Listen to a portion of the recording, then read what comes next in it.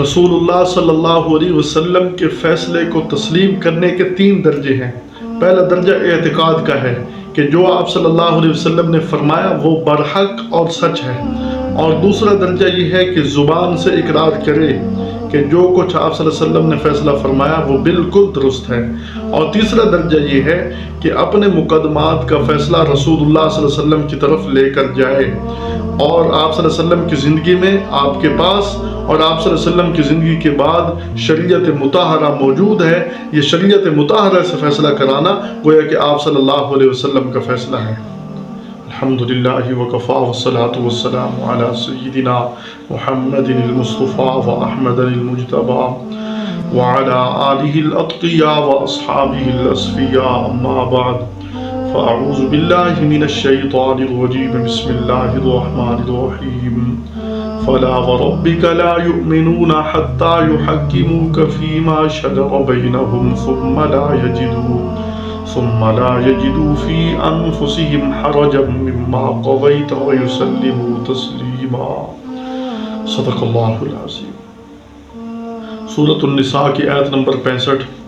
اس آیت میں رب العالمین نے رسول اللہ صلی اللہ علیہ وسلم کے فیصلے کو دل سے تسلیم کرنے والے کے لیے ایمان ہونا بیان فرمایا ہے، اور جو آدمی آپ صلی اللہ علیہ وسلم کے فیصلے کو تسلیم نہیں کرتا، فرمایا وہ مومن نہیں ہو سکتا۔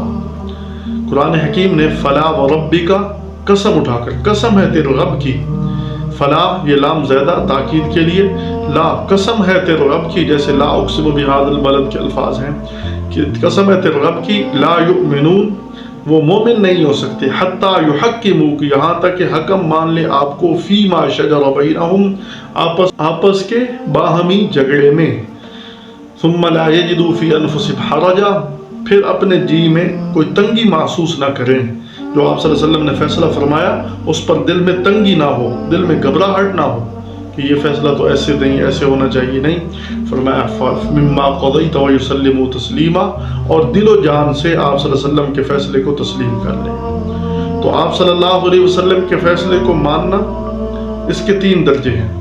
پہلا درجہ یہ ہے کہ آپ صلی اللہ علیہ وسلم کے فیصلے کو اعتقاداً مانا جائے، یہ اعتقاد رکھا جائے کہ جو بھی آپ صلی اللہ علیہ وسلم نے فیصلہ فرمایا وہ بالکل برحق ہے اور درست ہے، اور دوسرا درجہ یہ ہے کہ زبان سے اقرار بھی کرے کہ آپ صلی اللہ علیہ وسلم نے بالکل درست فیصلہ فرمایا، اور تیسرا درجہ یہ ہے کہ اپنے قضیہ، اپنے مقدمہ آپ صلی اللہ علیہ وسلم کے پاس لے جائے اور کہیں نہ لے جائے۔ اگر آپ صلی اللہ علیہ وسلم کے علاوہ کسی اور کو ترجیح دے گا تو گویا کہ اپنے دل کے روگ کا علاج کرے۔ تو آپ صلی اللہ علیہ وسلم امت کے رہبر رہنما بھی ہیں، رسول بھی ہیں، امت کے ہادی و مہدی بھی ہیں، اور امت کے لیے قاضی اور جج بھی ہیں۔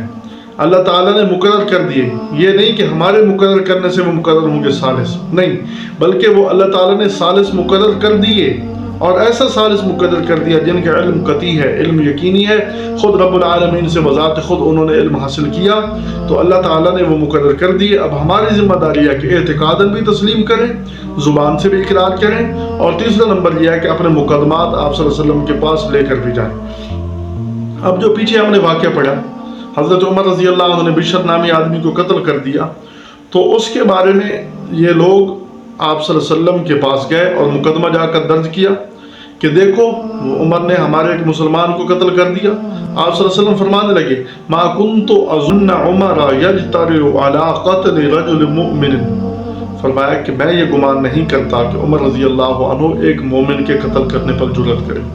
تو آپ صلی اللہ علیہ وسلم کے فرمان سے بھی یہ بات واضح ہو رہی ہے کہ عمر سے ایسا کام نہیں ہو سکتا، وہ مومن ہی نہیں تھا جو آپ صلی اللہ علیہ وسلم کے فیصلے سے راضی نہیں ہوا۔